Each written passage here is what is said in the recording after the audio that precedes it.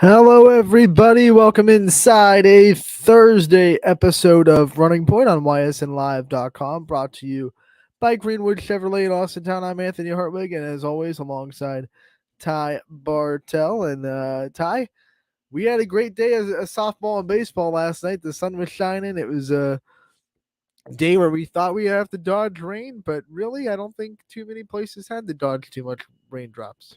Yeah, and I mean we were in a lock too. I feel like going into these games, I know we definitely split on as far as two where you won one, I won one last night. There's a third one I'm kind of waiting to hear the score from and seeing if one came in for us yet, but that'll definitely determine We split on 4 games yesterday, right? three Three. games. Okay. Three Right. games. As of right now, I believe I've won one and you've won one. So All this right. So we'll third have to one's see gonna be the. huge. We'll also have to see the score differential, Yeah. the diff, and see. Well, I'm down by 20, so You need as many points as you can get right uh, now, too. um, let's start with the game that I was at, though. Ty, Louisville, Ursuline, at YSU softball complex, and this was a game. And if softball fans remember, and I'm sure Ursuline fans do, last year these two teams played down in Louisville, and Ursuline came in undefeated. They were thought of as probably the best team in the area at the time. And Louisville had a dramatic comeback, hit 4 home runs, and Kenzie Denzer hit a walk-off grand slam to beat Ursuline in Louisville. To suffice to say, 4 home runs, a grand slam. It was a high-scoring affair. If you needed all that just to come back, this time around, Paige Ogden and Katie Heath said, "Yeah, I'm sick of scoring. Let's get into old-fashioned pitcher's duel." And it went to a 2-1 win for Ursuline. Ava Fedor got the not walk off, but the game winning RBI single down the left field line, and in the 6th inning. And that's all they really needed. It was that one RBI single in the 6th, and then a sac fly in the 1st from Paige Ogden. And 2-1, Paige Ogden pitched to Jim, and Ursuline gets the win over Louisville. By the end of the season, that should come up as a pretty big win for Ursuline, if I'm not mistaken. And isn't that a D3 team beating a D1 team in Ursuline, even though Ursuline Yes. technically the better team? That's the kind of scheduling that Ursuline needs to do. And credit Louisville, because in the game of baseball, softball, everyone kind of, you see competition levels kind of even out throughout divisions, but nonetheless, you can't look at that and not say that's a huge win for Ursuline going up 2 divisions and getting a big win against Louisville. And this was a Paige Ogden that I think Emily Hall. Now, see, now I'm just going to my memory bank. So if I'm wrong, someone correct me. But I think Emily Holland started that game in Louisville. Paige Ogden came in relief and gave up that walk-off grand slam to Kenzie Denzer. This time around, she walked Kenzie Denzer once, and Denzer was 1 for 3 with a just a little single in the left field. So Paige did a much better job pitching to the very talented, very dangerous sophomore in the second spot of that Louisville lineup. And you look at these two pitchers did things completely in different ways. Paige Ogden was consistently working ahead of hitters. Ty, only 2 hitters that she faced the whole game did not get first pitch strikes, and that's a big reason why she had 10 strikeouts on the game. Katie Heath was straight up just nitty gritty, pitch to contact. She got behind a majority of her hitters 1-0, but it didn't really matter because she would get right back in the count and she would just force light contact all around the diamond. Louisville was playing great defense, and it was a tale of 2 different pitchers. One was striking out a lot of players, and the other one was just trusting the defense behind her. And I'll tell you what, Ty, the left side of that Louisville infield might be the best left side of the infield I've seen yet this season on YSN. I mean, that's big too, especially when you have to cut off a lot of throws from third and short to first too. You got to make quick throws. You have to have a heck of an arm, and you got to be composed at those positions, and that'll certainly pay off for Louisville too. Just having any kind of defense on that left side too, and a right-handed swinging heavy Ohio, honestly. Maddie Benson at short and Kenzie Denzer at third. They bring the glove. A lot of people talk about their bat, and they're 1 and 2 in the lineup. You know, Benson leads off, Denzer's right behind her. But they bring their glove to the party, and they made a couple of dazzling plays last night that probably saved Ursuline, a hit, maybe a couple of times an RBI. There was also a really awesome catch at the wall and center by Brooke Heron, who is someone that we both know very well because she's one of those basketball names that we got very acquainted with during the basketball season. But it was interesting going through that roster tie. Brooke Heron was the only basketball player on that lineup. So a lot of softball first, and we've heard that from other coaches that they love softball first players. A lot of softball first players on that roster for Louisville.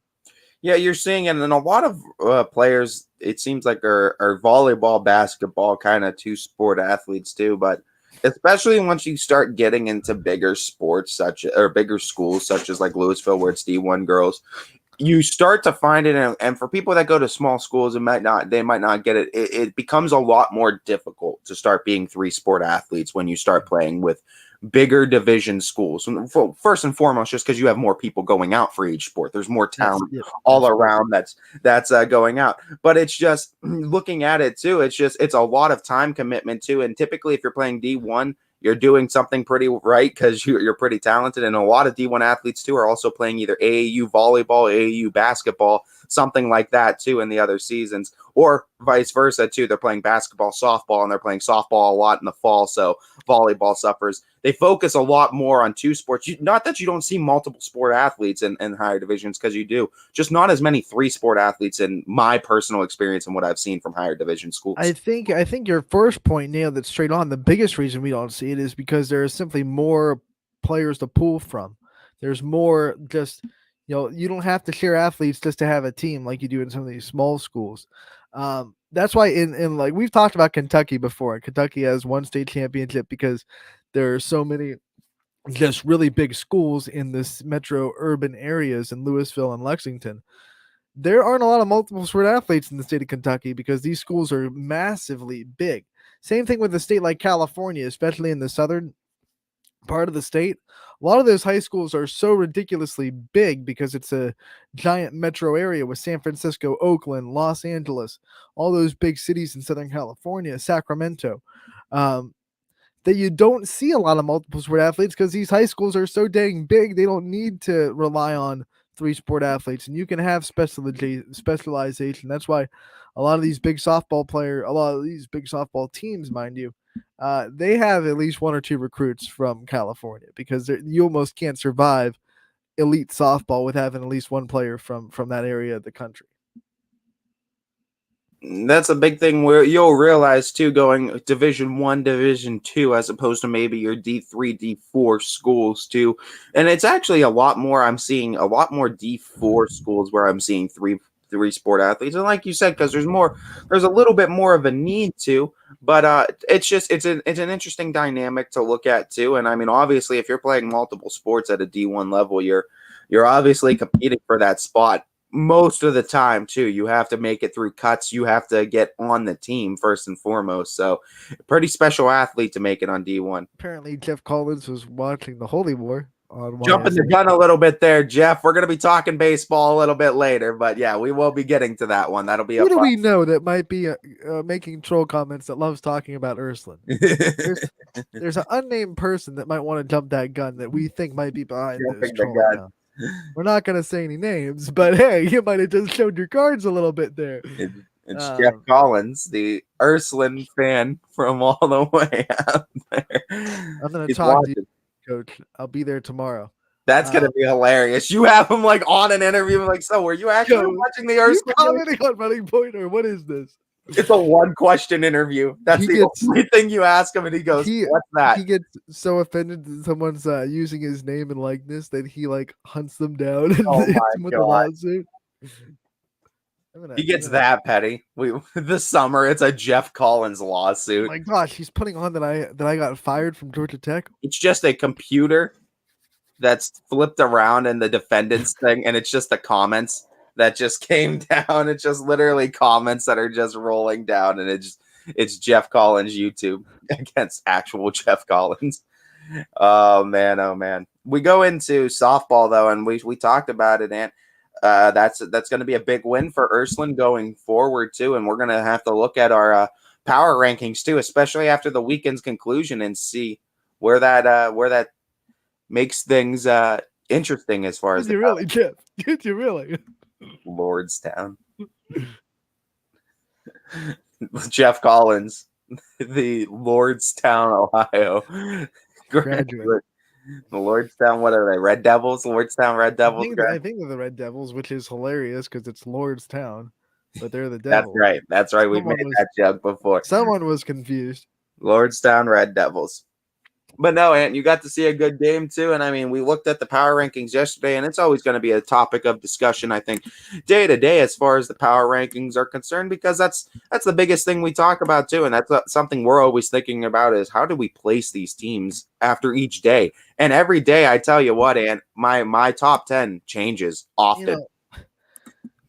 Ursuline is securing that top spot in the top 2 because they keep winning against really good teams. They got a win over Louisville last night. They beat Gilmore Academy on Tuesday, and they have Hubbard tonight, who's in the power rankings. So Louisville's not in the power rankings because their record, but I mean they play Federal League schools and Division I schools and an independent schedule. So they're one of those teams that their schedule might not, their record might not be exactly the most impressive at the end of the season, but they're well sharpened and well tested. And you watched them last night, Louisville is a dang good softball team. Yeah, and Ursuline's sitting in that second spot too. I feel like they've pretty much, as long as they don't have a disaster happen in the next few days, they pretty much locked up a second spot too. I feel like this is going to be a conversation between South Range and Ursuline all season. Who's going to be ahead of who in the power rankings? And then when they meet each other in the tournament, if they meet each other in the tournament, that's going to be like even more of a reason for them to lock heads. I think South Range too. It's hard because South Range is beating some really good teams in down here, but they've also suffered a couple of losses. And I mean, one loss. Yeah, or a loss, excuse me, to be for Pennsylvania. It's best. The number 20 team in the country. But I don't know if it's still enough to jump them over a number 2 Ursuline. I don't know. I think it's enough definitely to get them into that 3 spot, start talking top 3. But then, I mean, the strength of schedule might jump. Let's look, because West Branch hasn't lost, but they've played Canton South this week, and they won 15-5. Strength of schedule alone, you're right, Anthony. I think is plenty enough to get South Range over West Branch 3 and 4, kind of swapping those ones out. But do they jump Ursuline is the big question, because then when you start getting into the top 3, you got to start asking, how do you jump 2? How do you jump 1? And I think we've already gone extensively on how Fitch is going to have to be jumped. They're just going to have to fall apart. They're going to have to lose. Someone's going to have to play perfect softball against them. They're going to have to drop a game somewhere in their They still have a lot of games against a lot of local teams, right? They have a lot of games, a lot of local teams. What's interesting, Fitch, this upcoming week softball is going to be playing the entire week down in Myrtle Beach. So we're going to be getting a chance to see record-wise how they're going to be competing against some of their best as well, too, and if that's going to affect them in the power rankings at all. Their JV team last night capped off their time here in Ohio with a 20-1 win over Salem, and now they're just going to roll right into Myrtle Beach, feeling good. JV and varsity. We cover all the varsity games. We stream all the varsity games, but JVs are playing down there in Myrtle Beach too. So JVs are a huge part of that varsity squad. You'll probably see a lot of these faces too roll through the varsity level at some point for the Falcons, so it should be exciting. And when you talk about Fitch's JV, Ty, there's a lot of talent on that team that just can't break through because there's also a ton of talent on the varsity team. There's a lot of talent in Fitch's 8th grade team too that's waiting to come up. So I mean, it's a great problem to have if you're. I know Steve Ward has got to be sitting there like the king in the castle, right? This is, and we could very well be witnessing, just because of how deep Fitch is comparative to other teams around the area, we might be seeing Fitch start to kind of lay those foundational bricks to kind of set themselves apart from other softball teams. And in the same way we kind of look at, your big championship football and basketball teams, it seems like it's kind of getting to that with at least the participation levels and how many girls just want to play softball in Austintown, Ohio. I'd even say it might be as great, if not greater, than the volleyball numbers, which are also through the charts. I mean, women's athletics in Austintown, Ohio is and always has seemingly gotten some great participation numbers throughout the sports, whether that be soccer, volleyball, softball. Like there's good participation numbers throughout, and it's nice to see. for the last couple of years, before maybe I would say before last season, Fitch seemed like it was a school, like a lot of schools in this area, when you're talking about girls' athletics, have a lot of those softball first girls. Like, not that they play only softball, but softball is a sport that they travel with. They play travel softball, and they're focused on that sport to be what they're going to play in the next level. Before like 2 seasons ago, Fitch was dominated by volleyball, right? They had volleyball talent, they had volleyball travel teams, they had JO volleyball players out the wazoo. Now they still have that, but now softball is sitting here too with a lot of travel, a lot of high talent, a lot of elite players. And it's almost like there's this jockey for position. Not really, because you don't want to say that they're like fighting each other, because they're both in the same school and they probably both support each other full heartedly. But there's where's the culture in Fitch lying? It's funny. What's going to be interesting is how many seniors are senioring out this season, which I believe, if I'm not correct me if I'm wrong, the number is 5 on the total of seniors for the Falcons this season that are senioring out.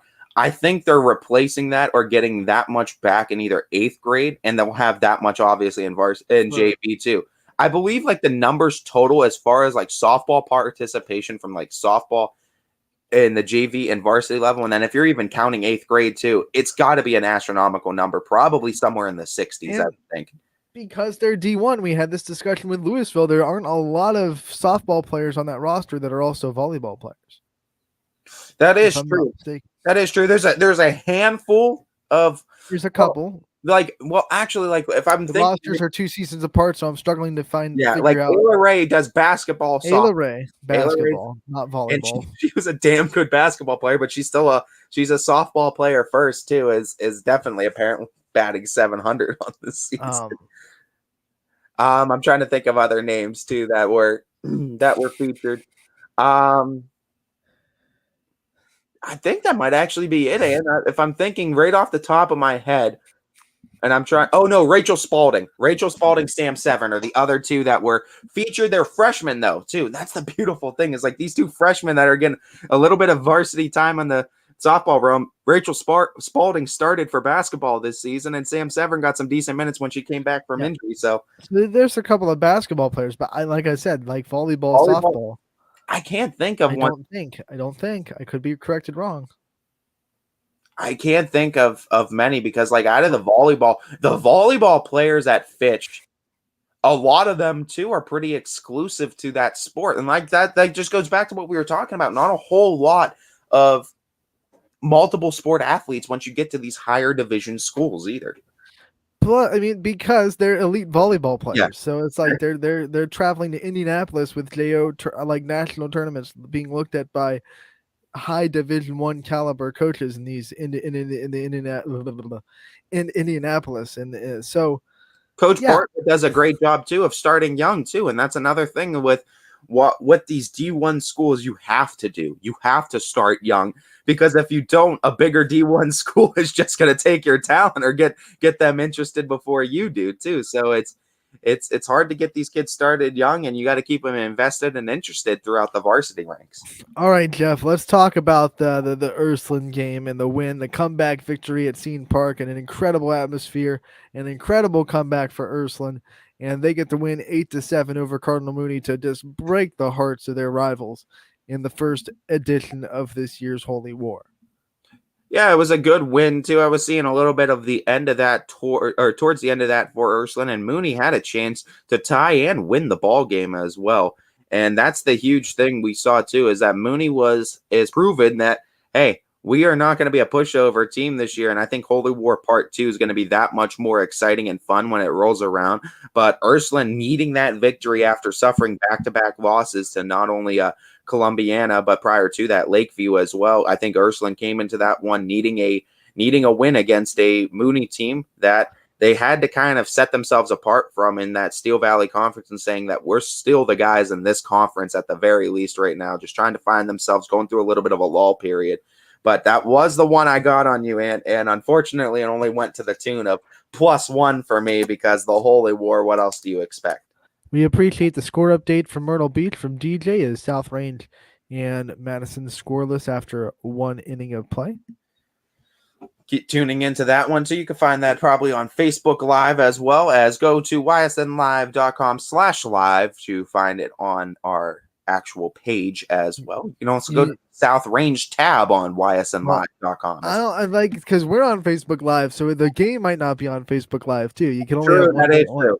So that's Unless why, if we want to boot ourselves from Facebook and draw all of our audience to YouTube and let the softball game take Facebook, then we could do that for sure. I don't know how to do it, but we could find out. no, I think literally what we were saying too with these teams going down to Myrtle Beach, it's phenomenal too, being able to see them and to see that we've been able to follow a couple of our teams. So like we said too, and I'll say it again, if it's not on our Facebook Live page, which would make sense because you're watching us right now, if it's not, go over to ysnlive.com/live, or just go over to ysnlive.com/live/team/South Range too. Okay, Get that. back to Urslan. Um, does this keep them from sliding too far in the power rankings? Because it's like it's a great win morale wise, but they still don't look like they've plugged every hole that team has had this week, right? They have. Um, So how do we judge this win based on the last two losses? Where are you sitting right now with Urslan baseball? I want to pull up the power rankings. I believe they were two in week 2, Yeah, right? I mean, obviously, in my opinion, and Urslan's dropping either way. The Urslan has to drop because you lose to Lakeview, you lose to Columbiana, you're going to drop. That's one. I know it's power in Columbiana at 7. Columbiana needs to take a jump, and Urslan's going to drop a little bit due to losing to Lakeview. As far as this power ranking list is concerned, though, I think Urslan beating Mooney has kept Mooney off of the list for week 3. I think a win for Urslan has kept Urslan somewhere, maybe in the 6 to 10 range, maybe cracking the top 5. But I think Urslan has definitely kept Mooney off the list for the time being. And I think also looking at what we've seen, I think Garfield's going to be knocked off the list after champion. Oh yeah, In fact, Garfield. I'm sorry, but you just had a really tough week against Kent. yeah. You might see champion make an appearance too. Crestview's been winning. Salem's, I feel like Salem's turning it around now. They've gotten wins. Columbiana's going to be shot into the top 5, I think, no doubt. Fitch will probably stay on. I think the top 5 are going to be staying on, though, on this list in some form or fashion. It's just a part of where do you put them. The question becomes, Ant, how many get knocked off this list and how many can get on this list? Right now, I'm seeing at least one, in my humble opinion. Now, that doesn't mean that the voters are all going to agree, so you might still see these teams and these names on here. But in my opinion, Garfield coming off that list for baseball going into week 3. I don't know if you take anybody off this list. It just becomes, for me, a question of who do you put in that 10 spot. And there's a few candidates. You could still put Mooney in even after the loss. You could put a champion in who's made an appearance. I don't know, Ant. What are some teams sitting in that 11 to 15 range you think that are on the outside just looking in for baseball? Yes, yeah, I think Mooney needed to beat Urslan to get in the power rankings because you look at their schedule this week. They split in a doubleheader with Triway and Waynedale, so they have a loss to Triway and a win over Waynedale. They beat up East. They lost their game against Austintown Fitch in the same like they didn't play it. It got rained out. They lost to Urslan, and then they don't play them until next Wednesday. So their next games though are West Branch, Fitch, and South Range. So they'll definitely have their opportunities to get in the power rankings. But that loss against Urslan is probably going to keep them out.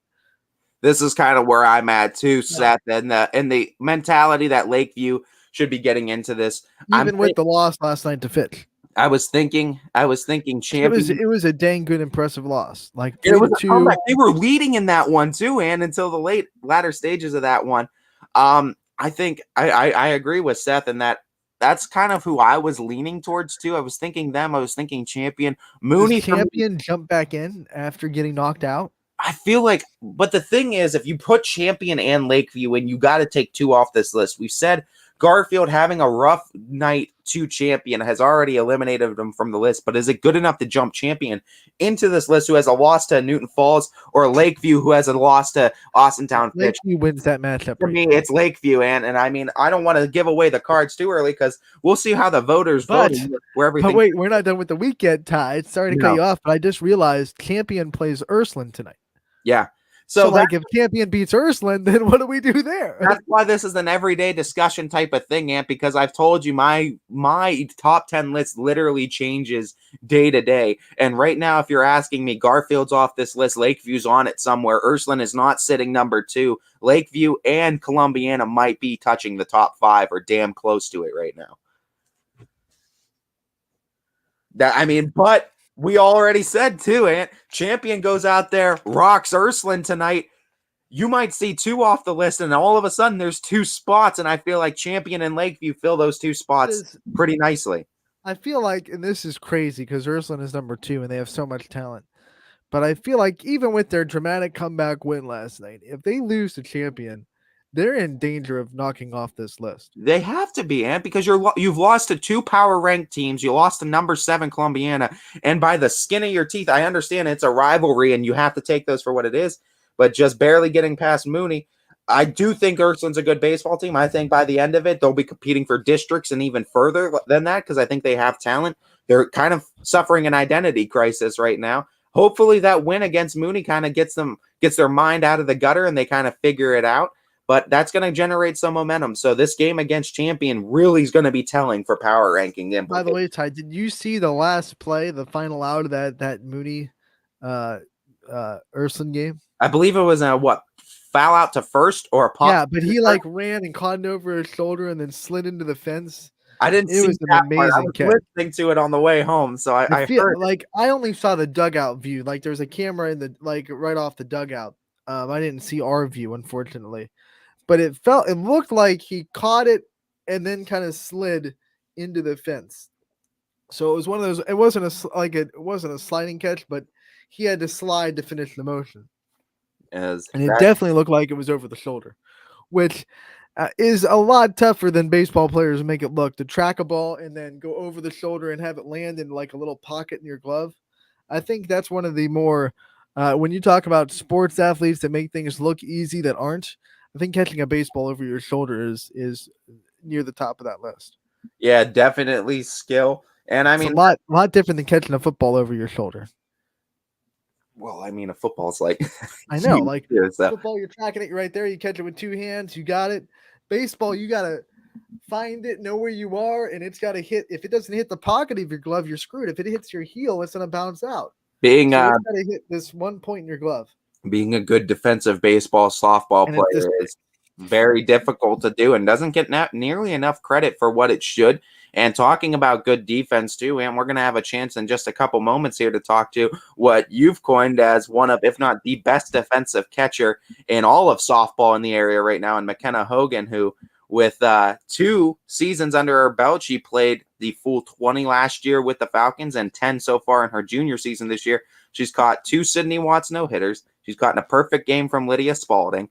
How many more do you want to hear these dynamics of seeing 2 back-to-back pitchers? It's going to be interesting to see the dynamic and how she was able to deal with both of these pitchers, what they liked, and how being a good catcher is a huge part in making pitchers that much more successful too. Siggy pointing out there's a really good matchup tomorrow between Columbiana and East Liverpool. That is another one too. And I mean, if Columbiana wins that one, East Liverpool might be another team too that you beat Columbiana, you might get some people talking about you getting into the list somewhere. All right, McKenna Hogan will be on any minute now. She's scheduled for 12:30. After she is on, we will go through the rest of your final scores and recaps from last night, and we'll see where me and Ty sit on the splits. Yeah, and we're right now. I got 1 point on you from the Holy War, but that's about all. Great, 1 point. That's awesome. I'm down 23 now instead of 22. Yeah, unfortunately. And as we look to bring on the Falcons catcher now in McKenna Hogan for a little player profile. McKenna, how we doing? Good. How are you? Not doing bad at all. It's been a good day for McKenna. Inducted in the NHS, now on Running Point, and I'm guessing getting ready to leave for Myrtle Beach pretty soon. Yep, Maddie Taylor and Cindy and I are all driving down tonight. There you go. I mean, what a day. Yeah. What a day. Let's talk about this too. First and foremost, I mean, I think timing is perfect for this with you going down to Myrtle Beach, you getting inducted to NHS. Just talk to me about the time management skills that you need to have to balance out a softball career on top of being able to put in the grades to get into NHS in the first place, on top of just all the traveling that you have to do too with the said sport and with NHS as well? Yeah, it's definitely hard. A lot of the times takes late nights after practice, after, lifting, having to get rehab in my arm. It takes a lot of those late nights and hard work just to get in and get those grades. A lot of times during study hall, instead of like hanging out with my friends and Coach Ward, I'll have to get that work done, just to make sure all my work is done and just having to work hard for everything. You have been dubbed one of the best team players that is on this Austin Town Fitch team, and it's full of team players that have team first mentality. But man, you care more about the team than you do any of the accolades and any number that we could spit out about you, and any compliment we could spit out of you on this show. I'm sure you would turn it right back to your team. Where does that mentality come from, and where did you kind of pick up this team first mentality that you have and this team has, really? Well, the team's the most important. I can't do anything without them. They're always there for me, so I'm probably going to be there for them. Especially my pitchers, I'm always going to have their back a lot. So Sydney, last year, Lydia, those frames, but that's their strikeout. So it's always them first. The team's just the most important to me. There's no I in team, so it's all about the team and no me. Talking about that though, McKenna, not enough credit for the fact that you've caught a perfect game. You've caught a couple no-hitters this season. I mean, you play a factor into these things being accomplished too for these pitchers. It's not just a solo accomplishment. Talk to me a little bit about that dynamic though, going from last year when you have a senior pitcher in Lydia where she's kind of the one that teaches you the ropes and she's kind of there for you to ask. But now Sydney coming in as a freshman, you're a junior, kind of roles are reversed. So talk to me about going from a pitcher like Lydia to Sydney, where you have to be the one that's kind of being led last year to being the leader now going into the field. Yeah, last year Lydia taught me a lot and just taught me all the ropes, especially, and Coach Becky, so Lydia's mom, she was there for me last year too. And then coming this year in with Sydney, now Lydia's not there, I had to be there for her. And me and Sydney have a great bond, obviously, with best friends. So it's a great bond there. So I was just there to lead her. She's asked me questions a lot, and I'm always there to calm her down. But she's doing amazing. She works hard, so she earns that spot, and she put in all that work for there. So she's doing amazing. Let's talk about Coach Becky, because there's a great relationship between you two, because obviously Becky calls all the pitches and you get to call some games yourself, and you guys, I'm sure, have a lot of great conversations either before the game or during the game about scouting reports, what this hitter is doing, how to find holes in people's swings, and what pitch is working for your pitchers. What's that dynamic like, and how much have you loved kind of building your softball IQ and being able to do things like that as a catcher that really not a lot of high school catchers are doing out there? Yeah, Coach Becky taught me so much. There's a lot of times before games we'll have talks about what each hitter does. We'll look into the hitters before the game, and so we'll watch before the game, and then during the game, since I'm behind the plate, she's to the side. There's a lot of things I can see that she can't. So there's a lot of things I'll tell her in between innings that I would like for her to see or add into the pitch calling, just between those innings. And the pitchers help a lot. Sydney, there's even things Sydney can see or that she knows that I don't. So then between the innings, it's really important. Coach Becky, Sydney, and I, we're in that dugout between every single inning talking about what we can add to the game and what can help. Getting some love from Coach Ward in the comments. He calls you the backbone of the team. Kenna, I want to talk about this too and just talk about your defensive stats. Anthony has coined you the nickname Gravity for the amount of rise balls you're able to bring back down to earth and not allow to get back to the back fence. And with Sid's rise ball, sometimes it can rise a lot more and you have to kind of get out of that crouch. Only one error, though, in 2 years playing 30-plus games. I mean, how serious do you take the defensive portion of catching too, and how much work goes into you being able to do what you do out on that diamond? It takes a lot of work and a lot of practice. I've gone to so many catching lessons, not even just for Sydney and Lydia, but my pitcher for travel, Julie. I've gone to lessons with her since I would say about 9 or 10, and those lessons have helped me tremendously because Julie also pitches high, so those lessons have taught me to keep her rise ball down, and that's helped me with Sydney too, since she's so quick and it rises in a split second. You have to have that reaction time, and I've learned that through the years going to all the lessons. Yeah, and now, I saw on your social media this weekend, you're able to give lessons to the future of Austin Town Fish. What's that mean to you to pour into the people that are going to come up after you graduate next year and pour into the future of this program? It means a lot to me because we're leaving a legacy behind every year. The program's getting better and better, and we're raising the standard. So being able to teach the younger kids that are coming up years after me, it's going to be this. They're coming in to be better than I was when I came in, and so that means a lot. Just so the standard keeps getting raised, and our program just keeps getting better year after year.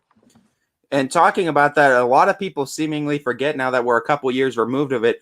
You basically, last year was your freshman year in a sense, as far as the high school level is concerned too. You guys were taking freshman year away from you too due to COVID.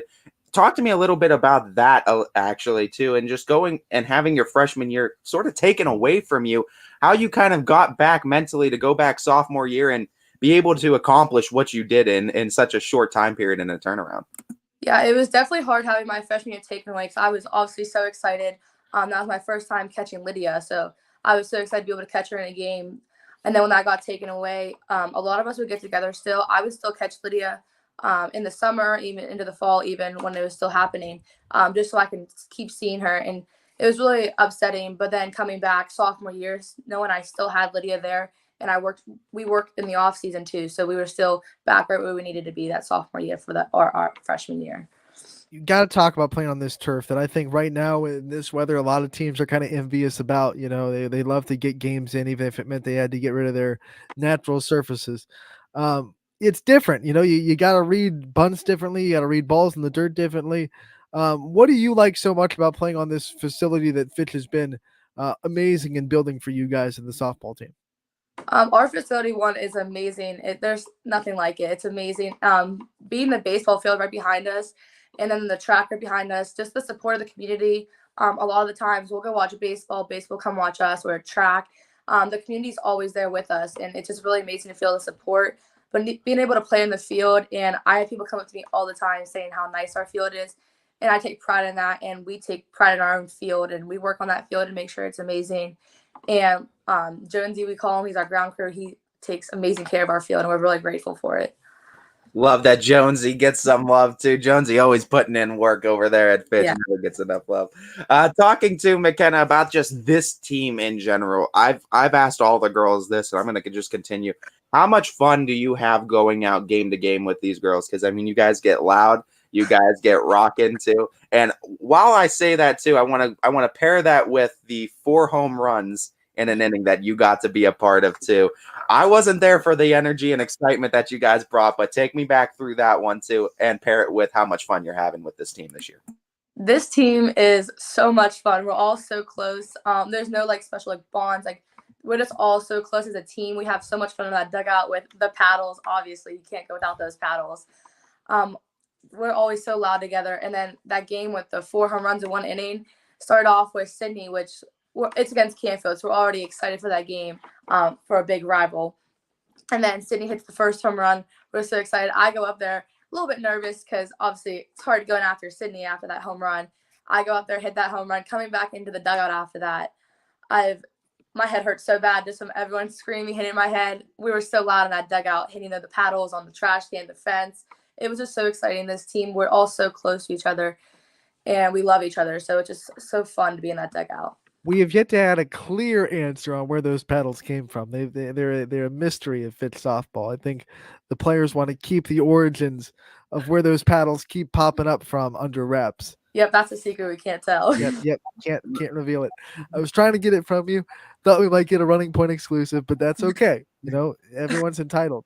I've definitely seen those paddles before in high school when I went to Fitch High School. Yep. So I don't know where they got them, but I remember I've seen them before. They just keep showing up. We hide them in our bag. You know, Coach Ward tries to take one, we get another one, and they're always in our bag. I love that. I love that they just keep showing up. There needs to be like a Fitch softball commercial where he's taking the right paddles and they're just. You got room on your wall for a paddle, Anthony? I definitely do. You do. I can put it right next to the Tennessee softball stuff. Fitch softball paddle. McKenna, talk about catching Sydney Watts and how much your hand hurts after catching 68 miles an hour. Well, I have to get a new glove, so that tells you anything. My hand, I'll walk after that game. My hand's red, swollen. and then going back the next day having to do the same thing. It's definitely hard, but I wouldn't change it for the world. I love it, and it's so fun. And she throws gas, so it's so fun to catch her. I mean, talking about being a role model for a team going into an upperclassman year, I mean, what else can you say? We opened up the interview saying you made it to National Honor Society on top of just balancing out everything you do. Going into your junior year, you're now one of the upperclassmen for this team. So now you're going to be asked a little bit more of, and you're going to be asked to take on a little bit more of a leadership role. What were some of the things that you really took in going into this year and being a leader, and some of the biggest things you really wanted to, I guess, showcase the standard for Falcon softball? Definitely hard work. Playing for Fitch softball, you have to work hard, and that's what a lot of us do as upperclassmen. Especially doing extra lifts. A lot of the times, Matt Taylor and I will do extra lifts just to get that extra work in. And that's one thing I want to show to the underclassmen, that we never stop working. We don't take a day off. Matt Taylor and I, or just all of us, will stay after if we need to get swings in if something's wrong. So just working hard and being dedicated to the team and putting the team first is definitely something I want to show the underclassmen. Obviously, with NHS, the schoolwork's very important to you. So we got to ask about the student aspect of your life and what some of your favorite subjects are, and what you really like learning about in school. My favorite subject would probably be science or like chemistry. That's definitely my favorite, or math. I'm not really a big history person, but like chemistry and math is definitely my favorite part. Definitely, Coach Ward is going to be heartbroken if you leave those paddles at home for Myrtle too. Yeah. If somehow they don't find it all the way down to south. Do you have one right now? It's in my softball bag. Yep, it's in my car right now. I love it. I love that they keep them too. They showed them to me the one game too. They're colorful paddles, and they'll definitely have to showcase them. If we leave them, he'll take them. So we got to keep them in our own bag. you gotta conceal them. Next player profile, they're gonna bring a paddle on Running Point. I should have brought mine. One on the air. McKenna, I gotta ask though, with this Fitch community, and we talked about the support. Anthony and I were talking about just how good Fitch is as far as getting kids involved in sports at a young age too. Talk to me where this love for softball started, and just the Fitch community, how appreciative you are of the support you've gotten over the last few years. Yeah, my love for softball started when I was about 8 or 9. I started in the Austin Community League because my brother played and my dad was a coach. So that's how I started coming into it. And just from there, there's people that come up to me still from those days when I was 8 or 9. They're like, I remember when you were younger. And just coming up from that, the community is amazing. Big shout out to my favorite would be Biggie Short, I call him. He was at a few of my games. He was the one in the wheelchair, but he's been my biggest supporter just from the community. Just throughout these whole years. I've talked to him since I was 8 or 9. He still talks to me every game. And just the community is amazing. They support us through everything. I'll be out just the one day me and Sydney were at Chick-fil-A and someone came up to us about being on TV and how amazing we're doing this year. So the community has a lot of support for us, and it's amazing. Let's talk about role models that you've had in the softball world. It could be college players. It could be players that you've watched in high school. Who did you look up to while you grew up in the softball journey? One I've always looked up to, her name's Casey Ross. She played for Fitch a few years ago. She's Joe Ross' older sister. She was a catcher, and she helped me a lot coming into Fitch. She talked me through a lot of things. So she was one role model and definitely one person I look to a lot. And McKenna, before we let you go, we always like to give all of our players a chance to shout out their support system, those that have been in the bleachers from all the way to Pee Wee softball all the way up through varsity levels. So go ahead and shout out your support system. Definitely want to shout out my parents. They've been there for me through everything. They go to every single travel tournament, everywhere. I've gone all around the States. I've gone to Myrtle Beach, and they're at every single game in those stands. And the support's amazing. Then my brother, he's at everything too, Garrett. So just my family has a lot of support, and just my friends come and see me. So there's just a lot of support that I'm really grateful for. All right, some rapid fire before we let you go, McKenna. What is the go-to hype song to get ready for a game? My favorite would be Chicken Fried. That's my favorite song. What's the go-to post-game meal for you after a big win? Definitely either Chipotle or my dad's steak. See, okay, now can you mix those two? Because I know there's steak, and then you get the Chipotle bowl, you throw the steak in there. No, my dad's steak, you have to have it by itself. It's too good mixed with anything else. Too good. Yeah, McKenna, a good book or a good movie? My favorite movie is Grown Ups. Well, there you go. A good movie. I don't Yeah. think Grown Ups is a book. I don't think that would be a very funny book. I don't read books.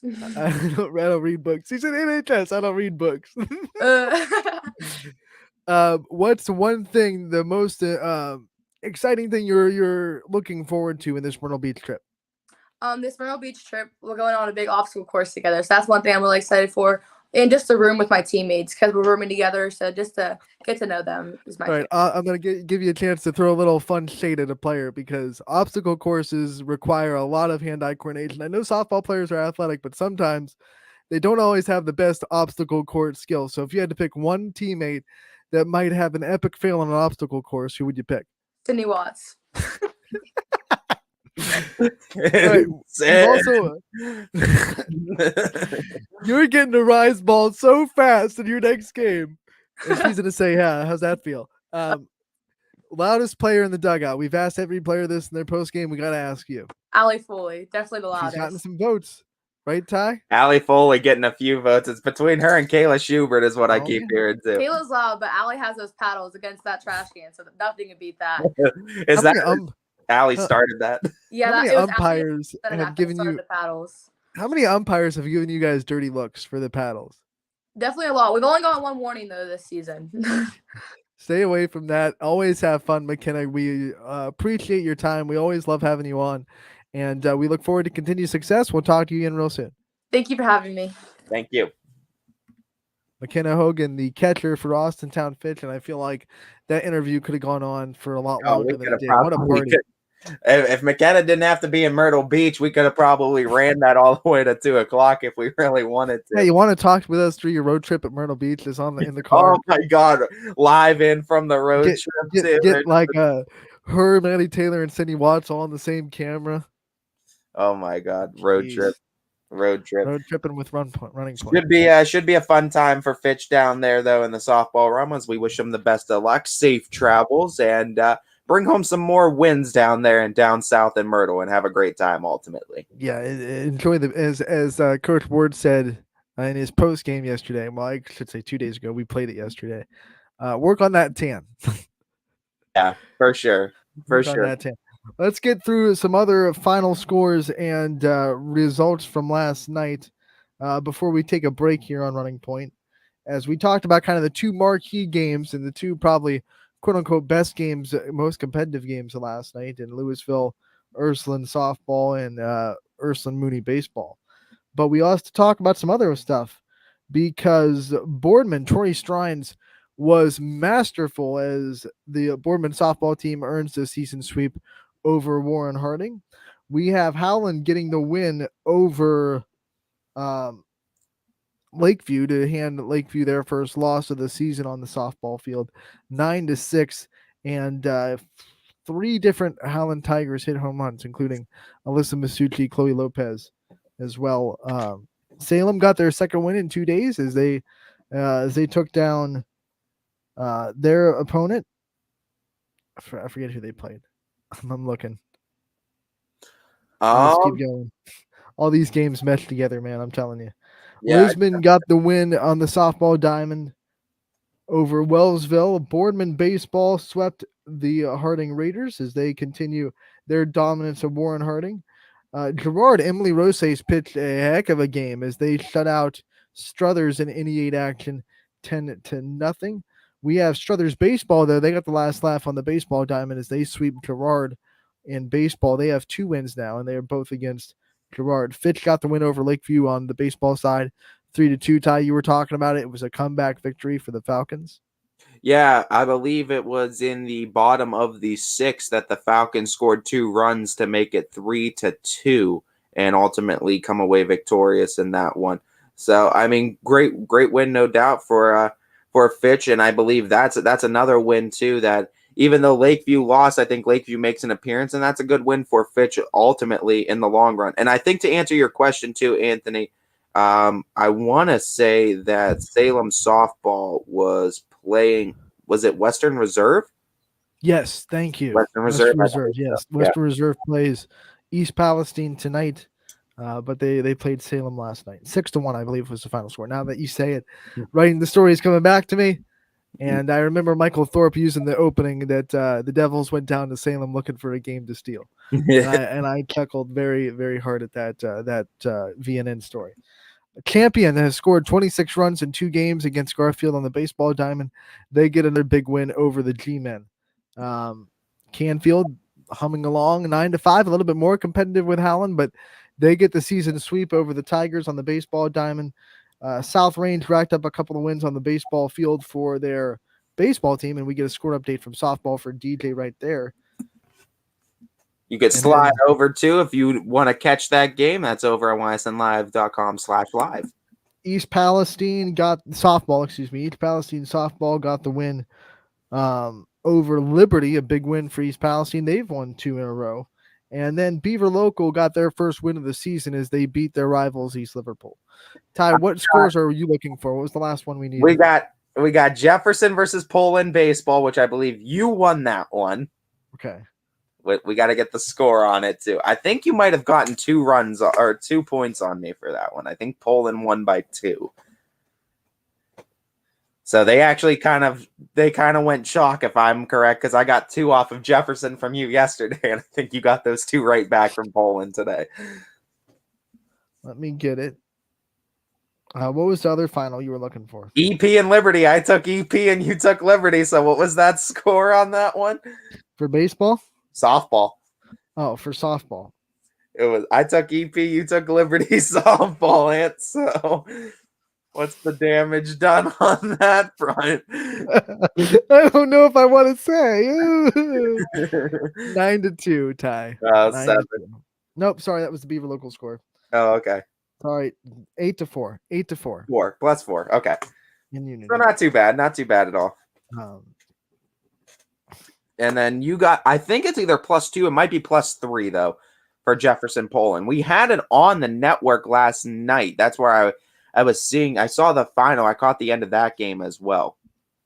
You know, these the baseball teams in the area, I want to remind everyone this because I kind of struggle with it a lot too. There are 2 different Game Changer apps. So if you're using Game Changer to follow your favorite teams, there's a Game Changer Classic, which has the white baseball, and it's the one that you're used to. There's also a new Game Changer updated app, but some of our teams haven't made the transition to the new one, and you still have to find them on Classic. So if you're struggling to find your team on the Classic, make sure you download the new Game Changer app. And if you have the new Game Changer app and you're struggling to find your team, go search on the old app, the Classic app. 12-9 was the final for Jefferson Poland. Poland winning. I just got it. You beat me to it, but I just got it. 12-9 you got to? 12-9. Yep, so that's 3 points for you. So I only go up by 2 more. I'm down by 24 now. Good. Yeah. Woo. Yeah, it's now 30. Well, no, we don't count those as extra points. We only count the difference points. So I only got +2 on you, so it's 55-31. Awesome. That's great. And you need a vacation. You'll find yourself down there, and you'll come back up a different man with different picks. I like that. To give a live update for South Range, they are up 3-0 in the top of the 5th. Continuing the score now. That's a 3 spot. It looks like Julie Stakowicz is up to the plate. She's 0 for 2 on the day. And let's see, they have. I thought you were about to impromptu start calling the game. Oh yeah, I'm calling it. Like here we go. And like calling it from Game Changer. No, I wouldn't take that away from DJ. I just want to give the score and here. Just calling it on Running Point while DJ's actually in South Carolina calling the game. Oh man, they got a 3-run. They got their third run on an RBI ground out. So 3-0 South Range, top of the 5th, and they have runners on 1st and 3rd right now.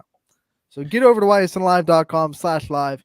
Hear DJ Oakley on the call. He's got it all. I just wanted to give you a right now update to give you a little tease on where they're at so you can get over there and have a blast with DJ in Myrtle Beach.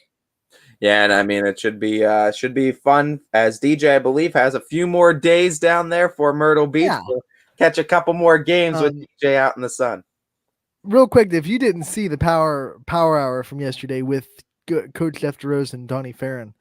Go watch it on our YouTube page. It's hilarious. They always do a Right great now, go. now. Not now. Keep watching Running Point. After we're out of here, then go watch it. Yeah, we got the second hour of Running Point coming up for you guys too, and we still got to make picks, and a decent amount of picks we're gonna have to make here too for Sun's shining, looking like Not another good only- day. not only tonight, but since Anthony won't be here for Friday, we'll have to make picks for tomorrow and for Saturday as well. So Well, we wanted to just make picks for every day I'm gone while we're at it. I mean, what do we want to do? Where are we gonna stop? You just want points. I want. I was stopping at Saturday too. I wasn't gonna go into it, but I figured we got to finish the week out, right? We got to finish. Okay, we'll finish the week. We'll be right back on Running Point, brought to you by Greenwood Chevrolet in Austintown. When looking for home design inspiration, don't just be inspired, be Baird inspired. Whether new or remodeling, Baird Brothers has the latest trends like shiplap to refresh your home.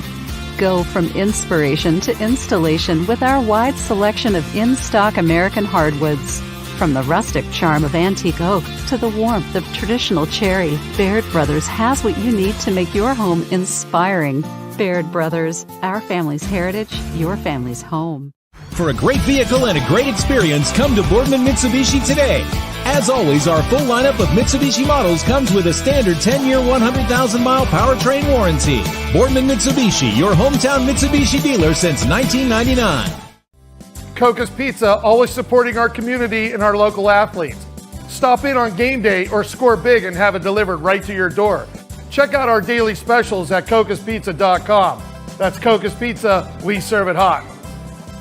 At Hubbard Chevrolet, Hubbard can help you get the financing you need regardless of your situation. I'm Tony Page, and I've helped thousands of customers in Northeast Ohio and Western Pennsylvania buy a vehicle.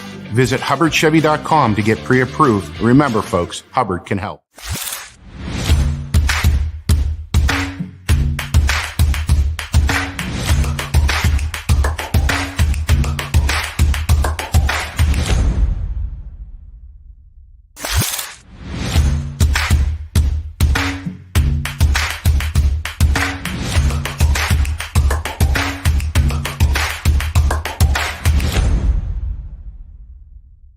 You're not waiting to see what the world has in store for you.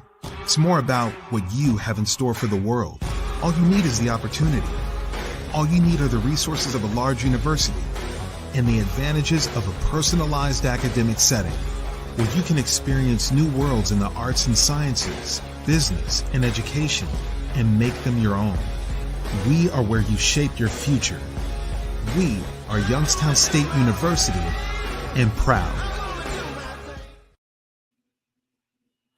Welcome back to Running Point on ysnlive.com, brought to you by Greenwood Chevrolet in Austintown. Anthony Hartwig alongside Ty Bartell as we continue this Thursday.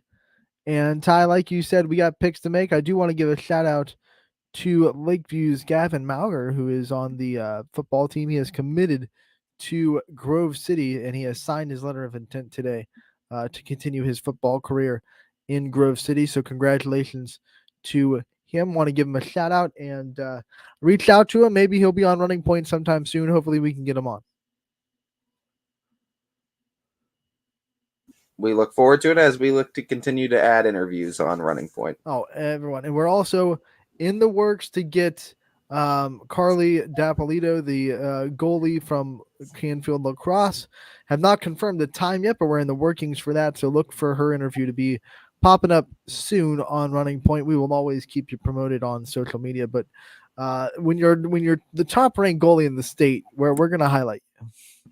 Yeah, no doubt. I mean, well deserving too, and we hope to get a little bit of lacrosse on the board. Yeah, LAX lacrosse. Yeah, it should be fun to get our first one on the board for that too. And I mean, when you're ranked number 1 in the state, what a way to start. I mean, you ain't kidding. She had 4 saves against Orange in their last game of the season, where they beat Orange 14-0. That's where that 14 came from. Ty, I guess we'll dive into tonight's games. It looks sunny and great weather for baseball today. We're finally getting good weather here in this month of April, as it's halfway through April almost. 14th. So almost half. Let's go look at today's games. Yeah, and chance for you to come back or really dig yourself a hole now. Nah, whatever. I'm leaving on vacation. I'm gonna be like, no worries in the world. Wisconsin, Milwaukee at YSU, 5 o'clock first pitch. YSU baseball. Don't miss that tonight with Richie Giuliano. So we'll start with our baseball. Our high school baseball is Salem and Liverpool, New York is happening right now. Derek Rhodes on the call. You can head over to ysnlive.com/live. Ty, I'm assuming you haven't looked at scores, and I'm assuming we're just going to pick Salem. So go Quakers. Yeah, go Quakes. Warren Harding at Struthers, 4:45. First pitch on scene 1. Bob Zanny on the call. What do you got? I'm going to go Wildcats in this one. Excuse me. Wildcats are rolling. They've won 2 in a row. I take the Wildcats as well. Let's see. Champion at Ursuline, scene 2, 5 o'clock first pitch. Eric Hughes on the call. Ursuline, did they plug all their holes last night with that comeback victory, or is Champion, who's coming in scoring 26 runs in their last 2 games, gonna keep the woes of the Irish at hand? This one's tough. Yeah, and I believe it's your first pick. Of course, it's my first pick because it always is. That's how it works. You know what? I don't think Ursuline figured everything out yet. I think I'm gonna go with Champion. Yeah. Do I go with Ursuline here? This is going to be a fun game. This is going to be really exciting to watch just because of the talent level across the board for both teams. 3-1. One of two things.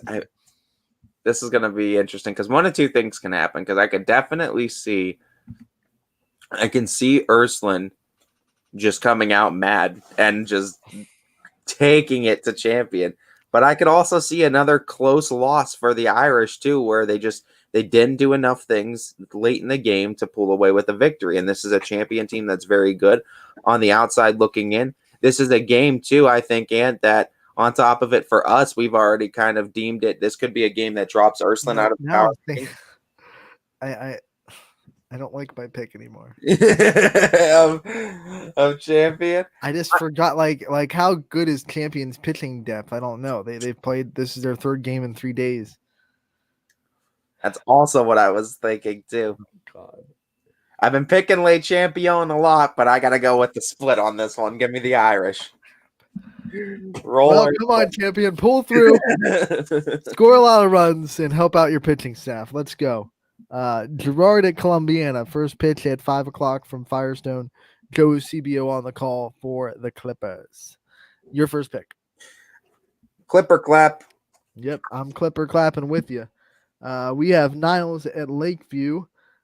This is going to be at Lakeview, 5 o'clock first pitch, and the students over there will have you covered. This is going to be fun because Niles versus Lakeview baseball. This is Cameron Carson going back to where it all started for him and to Coach Ganeri, who coached Cameron Carson for Lakeview. Both going off of a hot start, both going into conference play. My first pick, correct? Yep. Oh, does the master take it to the student is the question. Did Coach Ganeri Coach Ganeri might have taught Coach Carson everything he knows. Did he teach him everything Coach Ganeri knows, though, is the question going into this one. And Niles is always a strong candidate, but I can't, even with Lakeview dropping one to Fitch, I still think they got to make this noise, and they're going to continue to make noise to prove that they should be on this power ranking. Give me Lakeview with the win. This is a Niles team that won 5-4 against Hubbard last night. They threw Sam Perone, and who they're going to come back with. Maybe give me Niles. You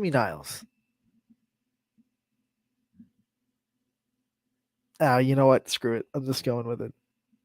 Let Rome burn, right? Springfield at Austintown Fitch. 5 o'clock first pitch. Ty, you're going to be on the call. That was a good split too, and I think Lakeview Niles is a good split because I was debating on it myself too. I got to go with Fitch in this one. Fitch has just looked good. They've been beating some pretty decent teams in Mooney and Lakeview back to back. I think those are good wins for the Falcons. Give me Fitch to continue.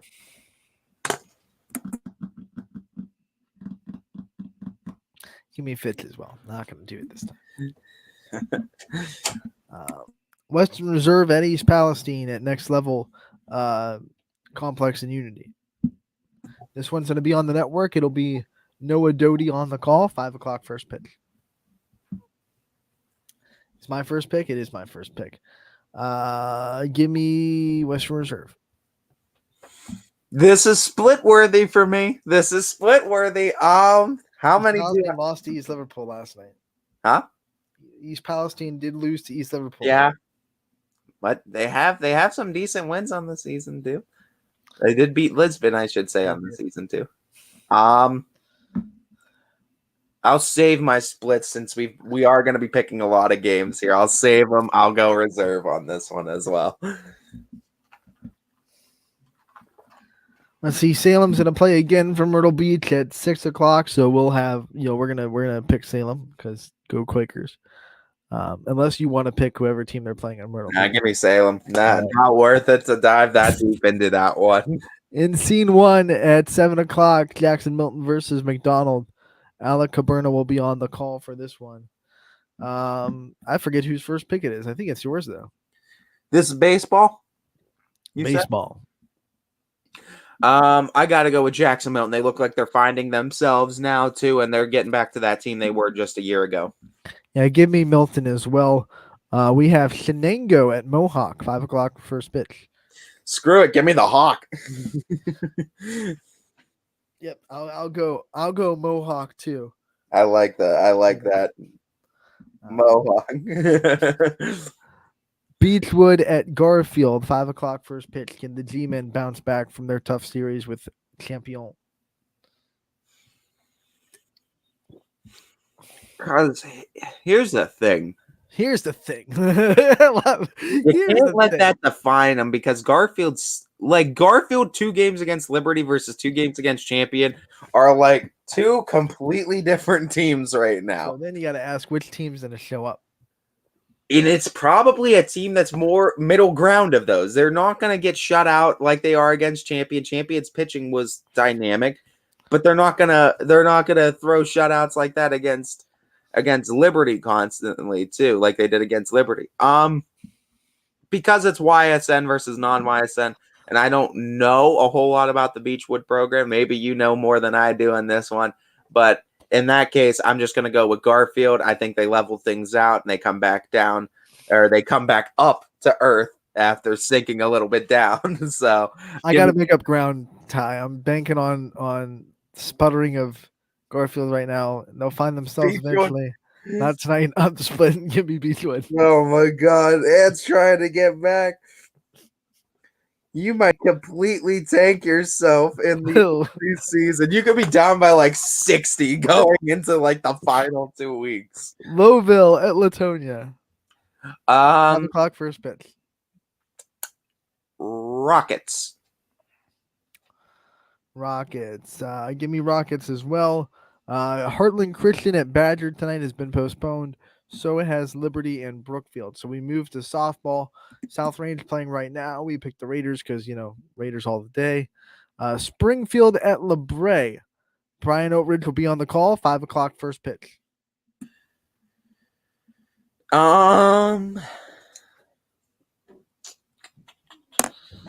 This is tough because Springfield looked good against Waterloo in that comeback. I don't know if I've seen LeBray softball this year though, but LeBray is always a name that's in the conversation. I'll go Springfield on this one.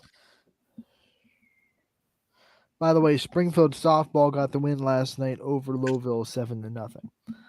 Missed that score, but we got it now on Running Point. So if that indicates your pick, I'm going to pick Springfield as well. Camel at Cheney, 5 o'clock first pitch at the Field of Dreams. Give me Camel. Red Devils. Sure. Rockin' Red Devils. Garfield traveling to Waterloo, 5 o'clock first pitch. Sweethearts. Give me Garfield. All right. They Softball realm, correct, sir? Yep, they lost by 1 to Champion. That opened my eyes a little bit. Yeah, that's fair. But I'm going Sweethearts. Lowville at Latonia, 5 o'clock first pitch. Your first pick. Yep, I'll take Lowville. Yeah, give me Lobo. Minerva at West Branch, 5 o'clock first pitch. That's a nice Your game. first pick. I'm not gonna go against the power ranked Warriors though. I gotta go West Branch. Give me West Branch as well. Poland making the trip to Boardman before they play in the Windies Classic in Ashland over the weekend. My first pick? Yeah. Good game too. What a game for this. This is like a dark horse game to watch too. And if I wasn't going on vacation, I'd be there in a heartbeat. Katie McDonald against either Tori Strines or Maddie Lester. That lineup's hard to shut down. You know what? Give me Poland. The blue around him's corrupting his mind right now. Gotta go with the Spartans. Give me Boardman in this one.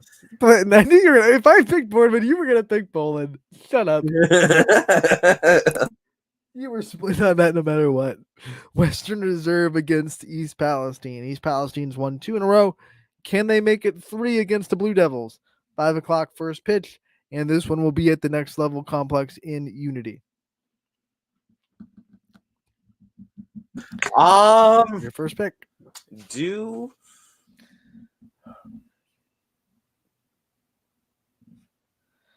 Come on. This is it's a lot of games to get to, Ty. We don't want dead air. We don't want dead air. I know. I'm trying to think. Think out loud like Ed Sheeran. Sheeran. This is gonna be a tough pick. It's really not. Give me a breakdown then, Anthony. Give me a breakdown on these teams then.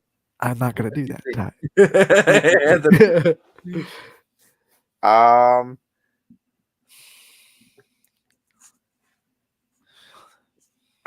I don't know, man. This one's forfeit. Forfeit it. Remind me again. They're playing at Next Level in Unity, you said? Yeah. Which is the home team. The home team is East Palestine. That's where they're playing now. I know EP's been on a little bit of a roll. I gotta go Western Reserve though. I'm gonna go Western. Oh, thank you. Give me East Palestine. Let's go. Bulldogs. 3 in a row. Let's do it. Split it, Ty. Not a ton on Friday, Ty. A lot of our teams are traveling. So we look at games. There's 6 baseball games and 4 softball games going on. All right. Well, we still got stuff to pick, right? Yep, we sure do. And it's going to start with Howland at Struthers on scene 1, 4:45 first pitch. Bob Zanny scheduled to do the game. I'm going to pick the Tigers in this one, though. Yeah, I got to go with Howland on that one as well. Columbiana at East Liverpool. It's going to be a big game, 2 o'clock first pitch. And it's your first pick. Give me the Clippers. Potters. All right. Cardinal at Liberty. 5 o'clock first pitch. My first pick, give me Cardinal. Yeah, I was going to say, if anything I remember about Middlefield Cardinals, they got a solid group. Got to go with Cardinal. Wellsville at East. 5 o'clock first pitch. Your first pick. Tigers. My compass points east. Give me the Bears. All right. Bel Air at Edison. 6 o'clock first pitch. Your first pick? I'll rock the banner. Give me Edison. I'll go Cats as well. Edison. Brookfield at Camel. This is going to be on scene 2 at 5 o'clock. Your first pick, thankfully. Brookfield, you said? Yeah. Warriors. Warriors as well. South Range softball will be playing again in Myrtle Beach. They'll be playing Vestal from New York, and I'll take South Range. Yeah, I figure. Let's go Raiders. I should be like, let's go Vestal. LeBray at Champion. Brian Oatrich will be on the call tomorrow, 5 o'clock first pitch. Your first pick. Lay Champion. Yep, give me Champion.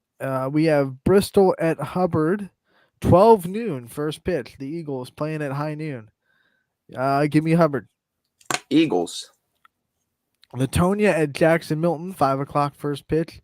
Your first pick. Jackson Milton. And you wanted to go to Saturday too, right? Because I picked Jackson Milton as well. Yes, sir. All right. We move to Saturday.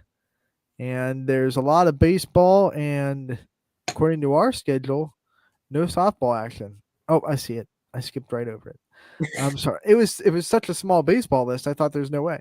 4 baseball games and a lot of softball games. So baseball will start with Camel at Lowville, 11 a.m. first pick, excuse me. Eric Hughes on the call. You said we're starting with baseball? Yep, this is baseball. Go Rockets. Rockets as well. You know what? Yeah, Rockets.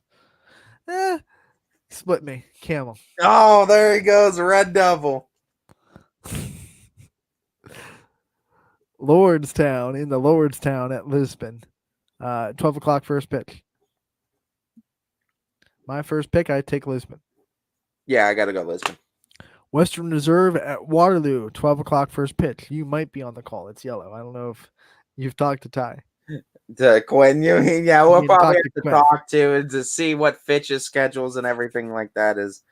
Like, Well, Fitch softball's at Myrtle Beach, and I don't think their baseball team is playing that day. So yeah, it all depends because that schedule's wonky anymore with the rainouts of the away games and all the teams. I got to go with Waterloo, though. I'll go with Sweethearts in that one as well. You want give the me Reserve. Yep, I figured you want Reserve. I'm lighting the fire, Ty, and hope it doesn't burn me. Middle Ridge at Struthers, scene 1, 11 a.m. first pitch. Bob Zaney at the call. Go Rams. Rams as well. Softball, Berkshire at Champion. Brian Oatridge will be on the call, 11 o'clock a.m. first pick. Give me Champion. Lay Champion. Green at Louisville, 11 a.m. first pick. Louisville's schedule does not get any easier at all. But you know what? I'll rock with the Leopards, rock the banner. Spot me, Leopards. All right, your first pick, Cuyahoga Heights at Garfield, 11 a.m. first pitch.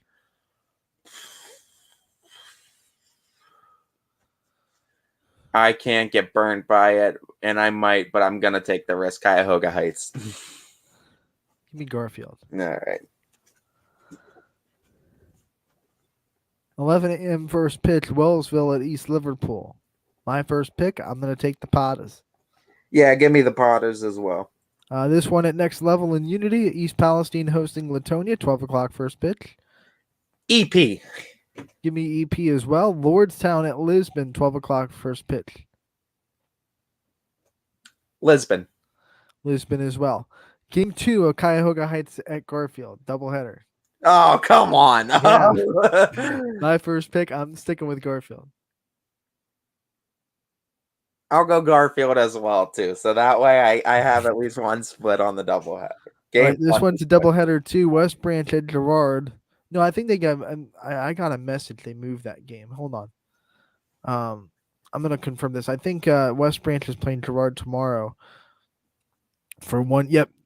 Girard is gonna be against West Branch on Friday instead of 2 on Saturday. So let's go back to Friday. Pick West Branch against Girard. Just one game. West Branch for me in that one.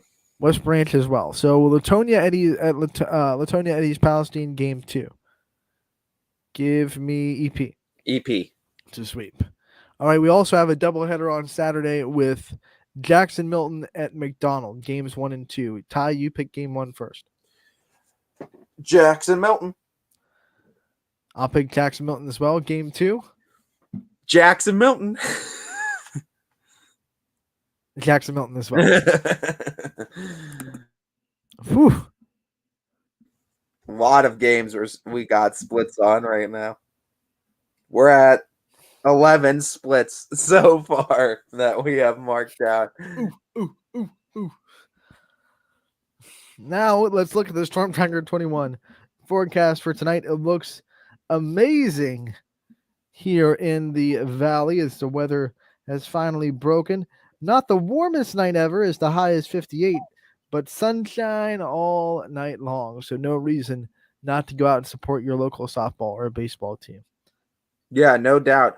And as we go through the splits that we have for tonight on the baseball diamond, Ursuline versus Champion, we split on. I've taken the Irish, you took Champion. Niles versus Lakeview, we split on. I got Lakeview, you got Niles.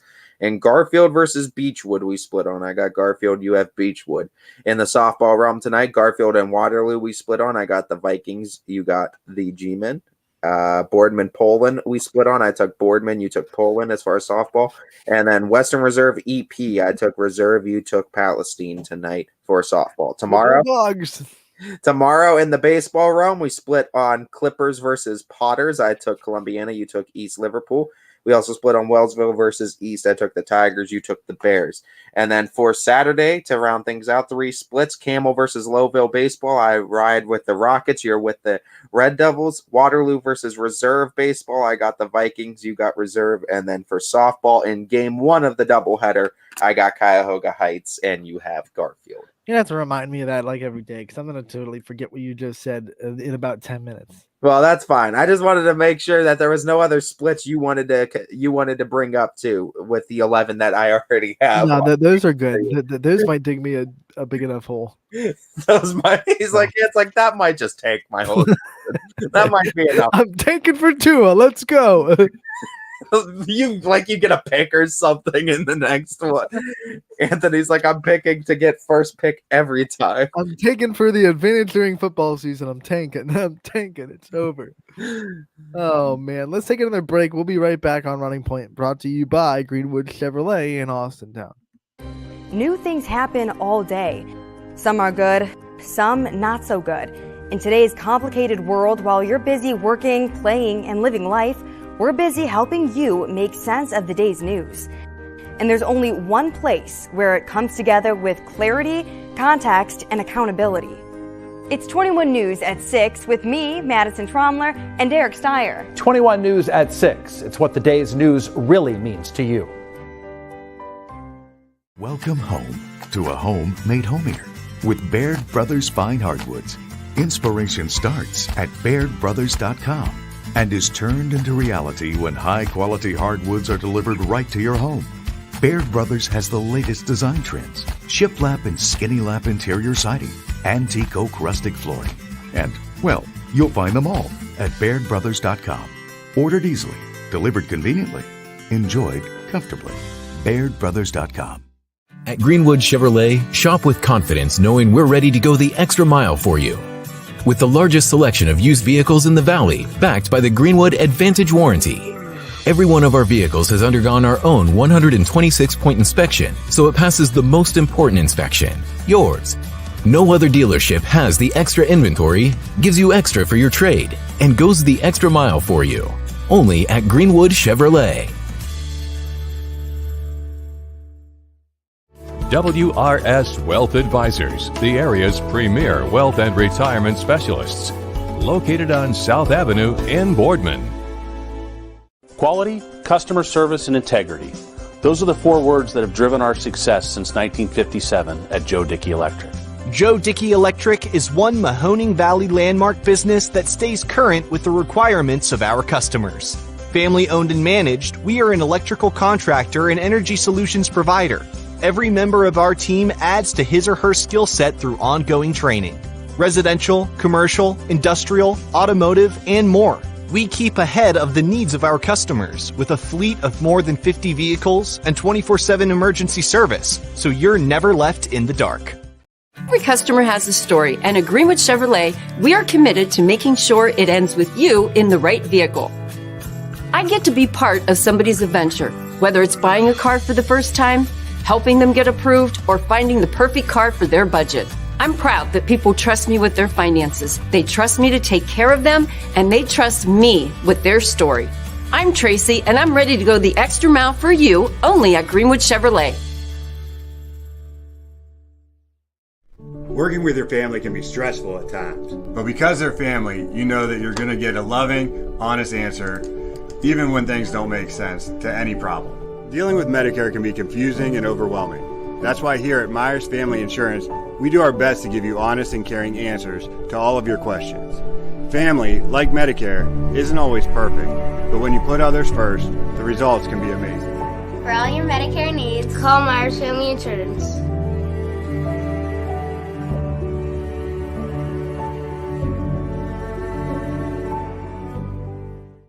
It's storm season. I think we're under the gun for some heavy storms over the next couple of hours. And Storm Tracker 21 is ready. This is probably the one we're keeping a closer eye on. On air.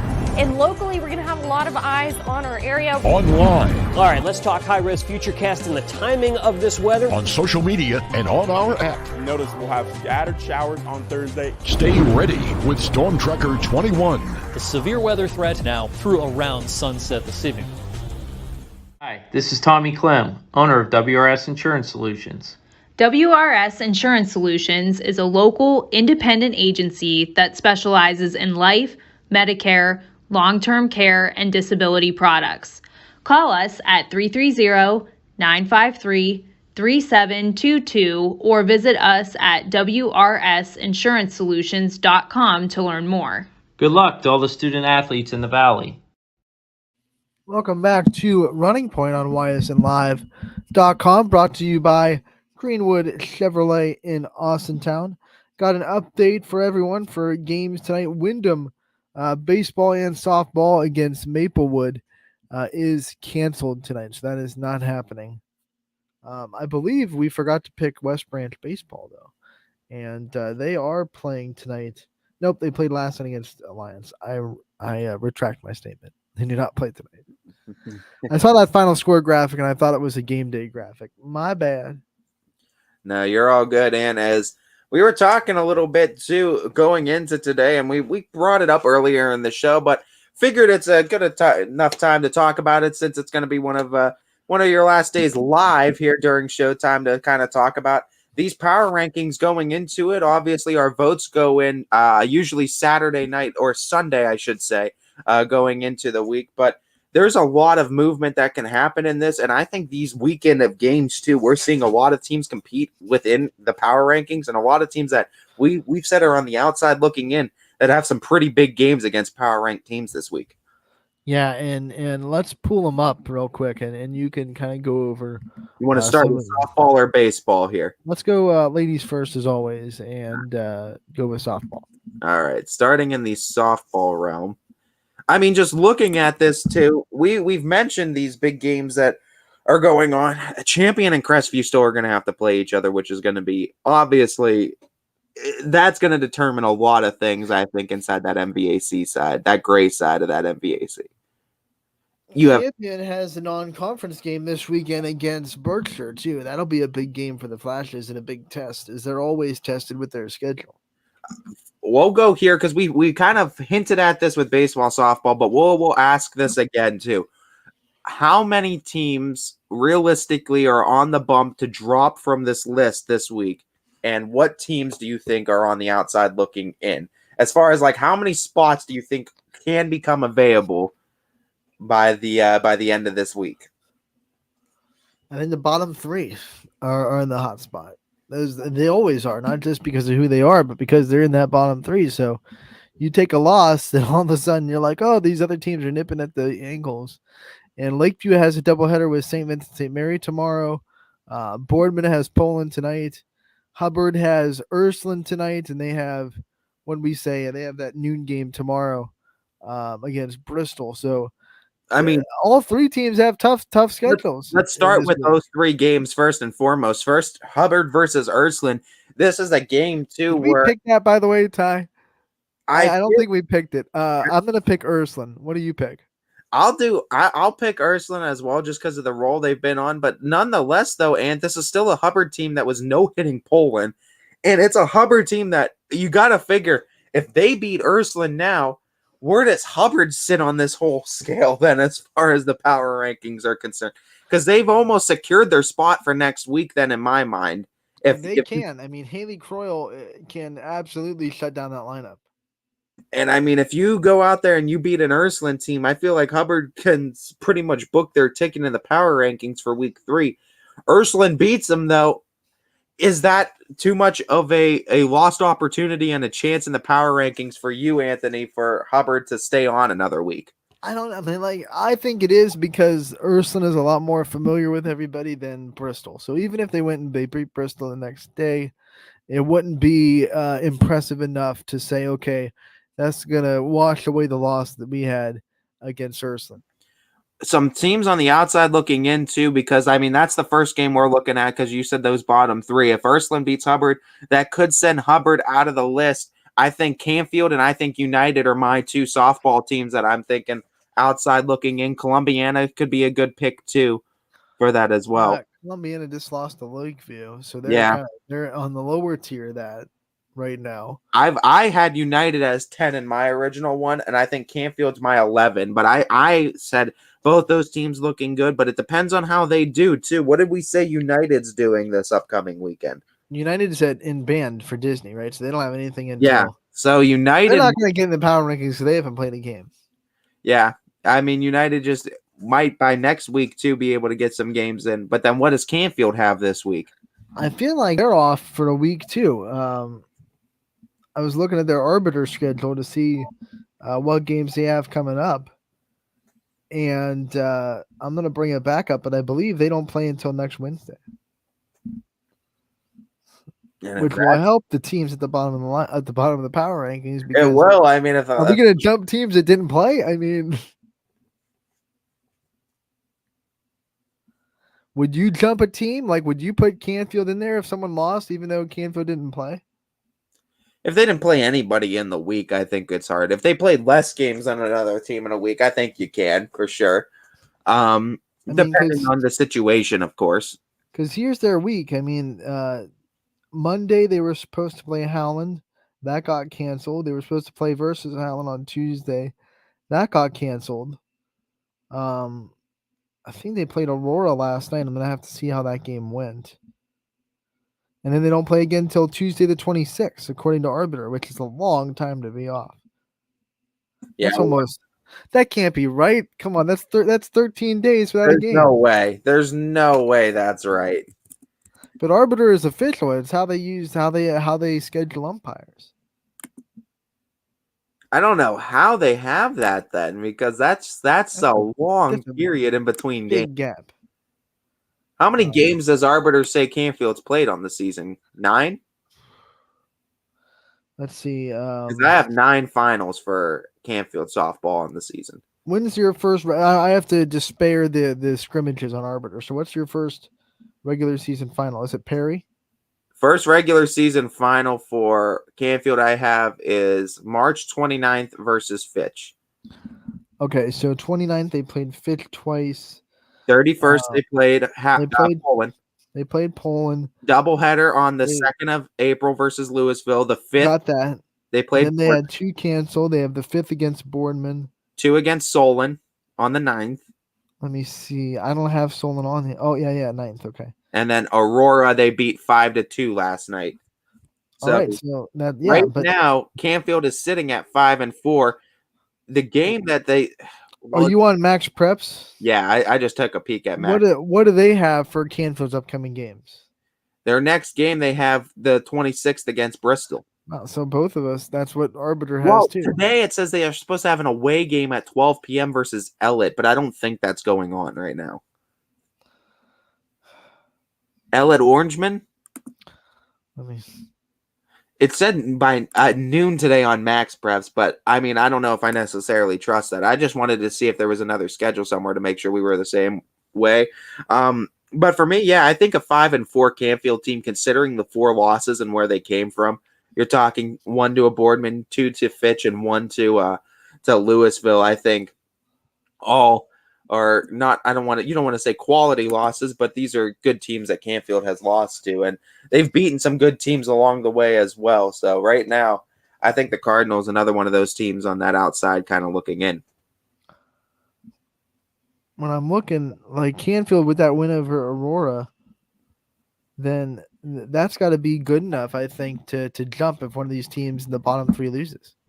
I mean, 5-4 record. Just the fact of getting 9 games in is beneficial, I think. For remember, that's an Aurora team that's split with Boardman, so. And I think too, you gotta take into factor too, just playing a quality number of games and getting games in too. If you play 9 games and you're 5-4, as opposed to a team that may be 3-0 with only 3 games in it, we're gonna look at that a little bit more and who you played obviously in those losses, but the fact that you've gotten 3 times as many games in too definitely is going to play a factor on where you get power ranked. I just gotta believe they're gonna try to get more games in before the 26th, because that would mean going into the 26th, you're going to have 9 games in with 2 weeks to go until tournament starts. There's no way that that's going to stay true. They might just have that open where they just need to look for games, honestly. Or there might be a tournament going on that it's just not showing up on the schedule. There's no way that they're taking a 2-week break in the middle of the season to not play any games. That just doesn't make much sense. It does not. That's for sure. Let's look at the baseball one now. Going over to baseball side of things. I mean, we kind of talked about this too, and there's almost a spot that's going to be open in that 10th slot. Yeah, Garfield's out. I got to feel like they are, but then if Garfield's out, we kind of talked, does Lakeview kind of replace then? And if Lakeview replaces... Here's a question, Ty, because Salem's been struggling. If they continue to drop games in Myrtle Beach, are they out? And does that give 2 spots in the power rankings? That could. I mean, we've been threatening it with Ursuline too. We got to say the same thing with Salem. Just because we know Ursuline and Salem's going to be a good team come season end, we can't just keep them on the list for that sake. We have to go week by week basis. And I know it's great level competition, but can we really put like a Salem team that's like 3-7 on a power ranking? Like, I mean, at some point we gotta look at it too and start dropping teams off this list. I think Salem's at risk of it too. I think Ursuline, I know you look at them at number 2. There's no way Ursuline stays number 2, I think, after this week. But even then, I think Ursuline's at risk. If they lose tonight to Champion, I think Ursuline's at risk of dropping off the list altogether. So you might see 3 spots with Garfield, Salem, and Ursuline all dropping off this list. And if that's the case, I think we talked Lakeview, we talked Champion, definitely on the outside looking in. What's some other teams that can take a spot, though, in this power ranking? Other teams outside of Lakeview and Champion for baseball? Niles is on that list, I think. Niles beat Lakeview tonight. Lakeview, yeah, that's a huge game bringing that up, Ant. I think Mooney's still on that list, despite losing to Fitch and Ursuline. I mean, those are 2 big losses, but they're still probably in my top 15. Not going to get in this week, but they're still on that fringe where they can find their way into the power rankings. Anybody in that Buckeye 8, do you think? Potters, Edison, Beaver Local? I mean, if East Liverpool beats Columbiana, that'll open some eyes. That's one I'm thinking of too. I'm saying Potters might have a good chance at cracking it. Edison might, if they start getting some wins here, they can crack it, I think, too. But I think your top 2 candidates, like right now, however you want to put them, 11, 12, right now on this list has to be like Lakeview is somewhere in that some capacity. Lakeview's there, Champions in that. Howland might be in it now too. I mean, you gotta start talking Howland on both sides too. Baseball, softball is being in maybe that top 15 spot, especially in softball with the counter night they had last night against Lakeview, who is undefeated. That's a huge win for them. I mean, Newton Falls, you've mentioned them too, and for the baseball realm as a dark horse beating Champion. Where does Newton Falls fall on this whole list? Where does the fall? Where does the Falls fall? I think they're like 13 or 14. Right there. It'd be nuts. Like, I mean, we wouldn't be able to because we would drive ourselves mad to actually rank all of our teams. But it's like we talk about like the top 15 and we freaking have like hour-long discussions on like how we would rank the top 15, let alone like the top 50 Like, get out of here with that. This is such a hard discussion to talk about because of the quality of baseball and softball in this area. Do you think number ones are solidified going into next week? Canfield, Fitch, baseball, softball. Yes. I think so as Yes. well. Canfield got 2 wins over Howland. And Fitch has looked like Fitch. So I think so. Do you think this next week, because is Canfield baseball and Fitch softball both going to Myrtle this next week? Yep. So can this next week knock number ones off their top perch, I guess, since they're both birds? Do the number ones fall off their perch if they have a bad week in Myrtle?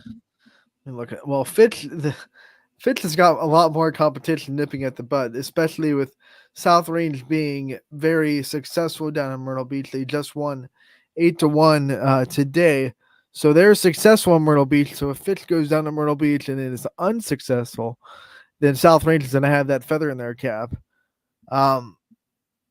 For Canfield, with Ursuline sputtering, I think Canfield's in less danger because these other teams aren't going to, other than South Range can say we succeeded in Myrtle, but right now these other teams aren't like powering their way through really, really insane competition like Canfield will be this week. So I think Fitch is in more danger if they have a Myrtle Beach trip to forget. Here's a question for you though on that baseball side.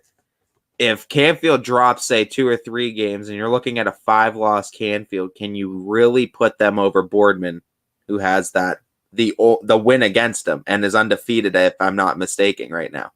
Okay, the answer to that one, Boardman won the walk-off run. I'm not playing either side.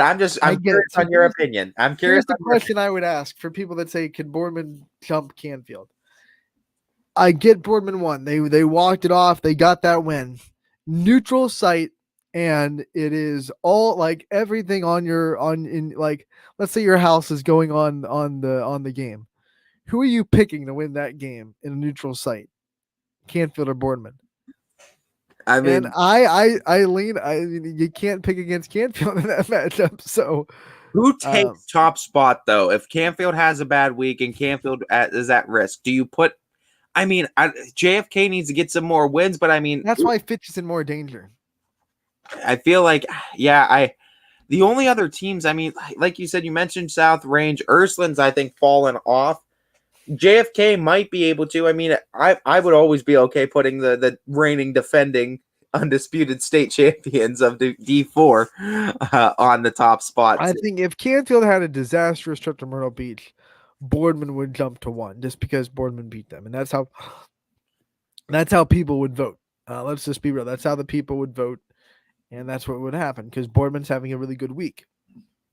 Yeah, and I mean Canfield's strength of schedule really helps them out too. And hey, I think this is it's flipped though. Like you said, Fitch is at the most risk of losing it, but if Fitch goes down there and has a great trip at Myrtle Beach, they might solidify themselves at that top spot unless someone comes in and just knocks them off. Like a lot, I think, needs to happen. Then if Fitch goes and just tears it up down in Myrtle, I mean that's going to be a tough thing to try to combat against then too, as far as because I mean they have a tough schedule too, comparable I think as far as like the teams that they've been trying to face this season too. Yeah. I want to text Steve Ward right now and see what his schedule looks like in Myrtle Beach. I want to know who they're playing. Looking at it too, I want to see if I could pull it up. Max Preps, from what I've been told, for all Falcon fans too, I believe Coach Ward updates the Max Preps. So the Max Preps is usually updated for Fitch Falcons softball. That's schedules, that's stats, and everything. So he usually keeps him, and I believe Bob Gugliotti do a great job of keeping that up to date. Which is such a fun name to say. I love that name to say too. That's a great name. Oh, great googly moogly. I'm on last year's schedule. That's why I'm not finding these. Wow. I'm sorry. I was looking at McKenna's stats and everything from earlier too. So I just want to pull up the schedule real quick. I believe they're either playing 5 or 6 down there. All right, let's go. Looking down at this real quick before we get out of here. Fitch in Myrtle Beach, scheduled to play East Side, which is from Coburn, Virginia. Myrtle Beach on Tuesday. Spring Mills from Martinsburg, West Virginia on the 20th. Jefferson from Shenandoah Junction, West Virginia. And St. Paul the Sixth from Chantilly, Virginia. Chantilly. So 5 games on the docket. Monday's going to be at 8 a.m. start. Tuesday, 6 p.m. Wednesday, 10 a.m. Thursday, 10 a.m. And Friday at 10 a.m. start. And like South Range, we just don't have any information on those teams. So it's like, good luck. Yeah. Good luck deciphering how much weight to put on those wins. Yeah, and I mean a lot of morning games too for the Falcons. So that'll 8 be fun. Ooh. And guess what, Ant? They come in next week, the following Monday. They're at Boardman, so you'll be covering That's that mine.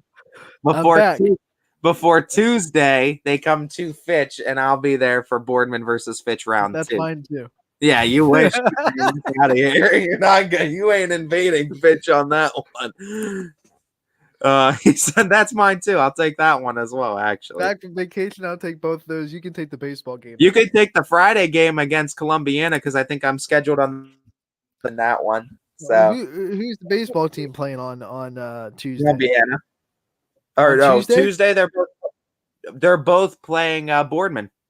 And you're gonna miss Boardman versus Fitch baseball for softball? Because I'm doing Canfield and Howland for the conference games for Fitch. I did Harding and Boardman for Fitch softball. I got lucky and got Canfield because it got rained out for baseball for softball, so I was able to do Canfield versus Fitch softball opening day too. You're being shifty over there. Yeah, shifty. You're being shifty. I don't know. I'm telling you, a Friday game that you could go to, Fitch and Columbiana softball, where Fitch is at home, because I'll be at the baseball diamond. That's a great softball game. Not as great as Fitch Boardman. You'll get to see that first. You see it. You know what? I think my game is going to be a little bit more conducive to a really good softball game because Fitch is going to have to play on that natural surface, and I think a lot of people are excited to see Fitch on the dirt against a quality opponent. That'll be fun to see too. How Fitch is going to play in that one too. Myrtle Beach, if they're playing at the same place South Range is, that's natural dirt too, so they're going to have to be tested in that way. Sometimes being on that turf so long. You got to get back used to being on the dirt, which all these players are. They play travel. You're not playing travel on turf. So all these players have played on dirt before, so let's not act like they haven't. But, it'll take maybe a second to get used to it. Yeah, no doubt. It should be fun to see coming up this season. Another dang advantage that Fitch team has, Ty. They have that JV field that they can go practice on whenever they want to prepare for dirt. Right behind 9/11 Memorial Park too. Right behind 9/11 Memorial Park, and that's a beautiful field as well. So they get the best of both. They can go practice on the dirt.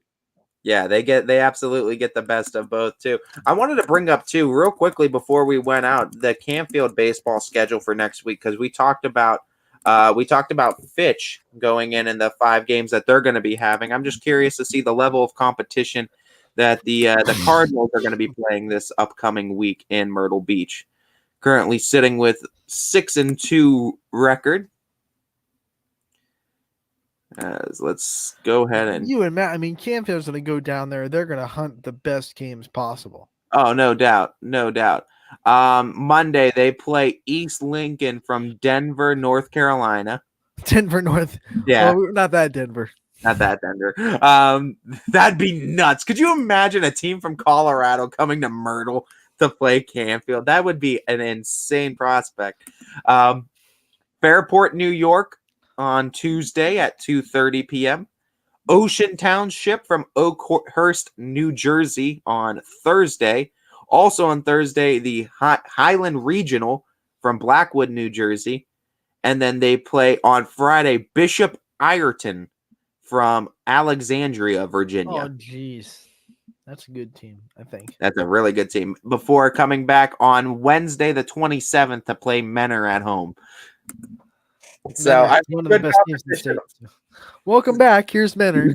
Welcome back. Here's another Cardinals team that you're gonna have to battle it out with.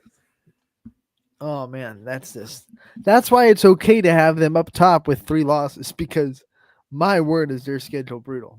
It's a fun schedule to watch them play, though. It really is. It's been a blast, and hey, it's going to be a fun discussion going into tomorrow and going into next week. Gary Niddle has said it continuously, and he's said it a lot. They will play anybody at any given time. He doesn't care if they lose during the regular season if it gets them ready for tournaments. So if he has to take a couple of lumps in the regular season to put his team through some adversity, then he's fine with that as long as it gets them to their ultimate goal, which is into that state tournament.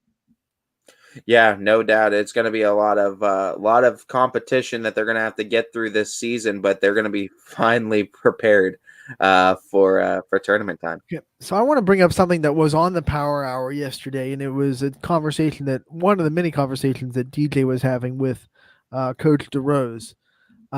Apparently, there was a meeting in a suggestion to try to turf the Firestone Stadium now that the city of Akron has control over Firestone Stadium. Remember, they way early, one of the first days of Running Point, we talked about this, that they have taken it away from the Racers Foundation, and now it is completely run by the city of Akron. And apparently the city of Akron wanted to turf that field. And Coach DeRose said that like 95% of the high school coaches voted no to that, despite the relaxation it would give you to not have to worry about rainouts and delays during state tournament games. There's certain ballparks where you just got to keep it natural grass, and if you can keep with it, and Firestone we know should be able to keep up with the ballpark. You'll deal with the rainouts when they happen, but there's certain fields that just need to be natural dirt and grass, and you just can't take that away sometimes. Yeah, and Jeff made the point that 95% of high schools in the state of Ohio play on dirt. Like, not a lot of high schools have the money to make a turf field. So if you take a lot of those schools and say, hey, guess what? You have to go play a state championship on turf now.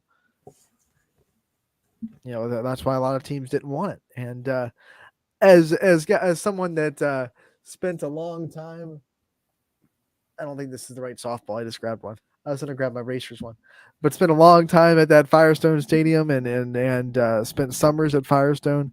Something about seeing it turfed up wouldn't sit right to me. Ugh. Anthony would hate it. Anthony would be. I would just be like, "Oh, what are we doing here, man? This is a professional softball stadium where the best players played on it for years and years, and we're gonna turf it. Oh no, don't do that to me." It's an interesting conversation, and obviously one that we've been bringing up on Running Point from time to time too, of turf versus grass, and it goes both ways too. And like we said, if you could upkeep it, I think grass is nice too, but turf, we've seen it definitely supports more games. Definitely does. That is the one, especially in a spring like this year, which might be one of the worst as far as cancellations that we've seen in recent memory, as far as Northeast Ohio. That's going to be a topic of discussion for everybody, because a lot of teams are sitting right now where we're 3 weeks before tournament. I think three weeks. Yep. Maybe 4, 3 Just or 4 weeks, depending on what you're talking about, baseball or softball. And there are teams that have 4 games in, 3 games in because of this weather. The turf is going to be talked about. Can we get a turf? Can we get like a turf? This is a good thing. Can we get a facility in Northeast Ohio that can be used for a team that is really struggling to get games in? Like, their field at the high school is just being destroyed by weather. Can we go and use this facility with like kind of like a Bob Sean Park, but for softball that's all turf, and say, hey, we're going to go and play at this field, and there's like 6 fields or whatever. That would be something cool to see. Yeah. That way the high schools wouldn't have to be pressured to spit out the money for a turf field. It could be a corporation. It could be a softball facility, kind of like a la Bob Sean Park. Yeah, and we've kind of brought that up too, and that'll be a great discussion too. And we obviously discuss it on the show a lot of times, but it'll have to be a discussion for another time because we're running out of time here on Oh, geez, we are. Point. Okay, it's But 1:55. That's I snuck also up on wanted me. to do programming note because Sir Anthony Hartwood gonna be out of town too, but don't worry, he's gonna be leaving the keys to the Lambo. I won't scratch it up too Don't much. scratch it. We'll be coming on Friday too. I'll be re-airing the Andrew Carilla interview that I did with him, 2-player profile from Ursuline Baseball. That's up on the site right now, but we're going to give it some feature time like we do with all of our players on Running Point. Also got the Fitch signing day that I was at too, that we got to air. And we also have that story up on the website as well as our YouTube page. But we will be playing that tomorrow, as well as all the interviews with the signing day guys that we were able to get with YSN. So Ty, we can promote the interviews that we know we're gonna have during the time that I'm on vacation that have already been pre-recorded and will be up on the site before you use them. We're gonna be having a profile with Alyssa Shealy from Ursuline that will be on Running Point at some point next week. We're gonna have a player profile with Skylar Greenison from West Branch and her sister Reagan Greenison from West Branch as well. All three of those will be on the site and will be featured on Running Point next week. Yep, and we'll be looking forward to that. And you never know who else is going to pop in too, but it'll be a fun week of Running Point, and it all starts tomorrow with a little bit of preview into it. So Andrew Carilla recorded interview going to be played tomorrow, Fitch signing day tomorrow, and as well as we're going to be looking at some final scores, some games ahead, and as well as always, every day our power rankings throughout. So everybody, I'm taking not even going to do the math. It'll take you too long to taking figure a vacation. That's what I'm doing. I'm taking a vacation. You're gonna hear my voice. I've had some pre-recorded interviews that we're gonna have. So if you miss me too much, then you'll hear my voice a little bit every now and then. But I am going on vacation. Ty has the keys to the castle. I trust him all the way with it, and he's gonna have you guys completely covered. I will be back Monday the 25th for Running Point live on the show, and that'll also be the day that Fitch plays Boardman. I'm so there. I am so there. A lot of things to talk about too. It'll be a good week, everybody. I'll be in Atlanta watching Tech softball. See ya.